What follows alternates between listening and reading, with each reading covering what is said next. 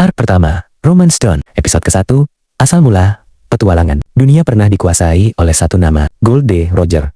Seorang raja, bajak laut. Sebelum dieksekusi, ia mengungkapkan satu pesan yang mengguncang dunia. Harta, karunku, cobalah cari jika kau mau, aku tinggalkan semuanya di sana. Sejak hari itu, dunia memasuki era baru, zaman besar bajak laut. 11 tahun kemudian, di sebuah desa kecil bernama Desa Fuchsia, kru rambut merah tiba, dan menetap hampir 1 tahun. Seorang bocah keras kepala, bernama Luffy, nekat menusuk wajahnya sendiri, hanya untuk membuktikan dirinya cukup kuat menjadi bajak laut. Di dalam bar Makino, Luffy makan, minum, dan tertawa bersama kru Shanks. Namun saat ia memohon untuk ikut berlayar, Shanks menolak lembut. Kau terlalu kecil, dan kau bahkan tidak bisa berenang. Suatu hari, sekelompok bandit gunung yang dipimpin oleh Higuma masuk ke bar dan menghina Shanks di depan semua orang. Namun yang dilakukan Shanks justru mengejutkan. Ia tidak melawan. Ia hanya tersenyum dan membersihkan serpihan botol yang dipecahkan di kepalanya. Luffy marah. Kenapa kau diam saja?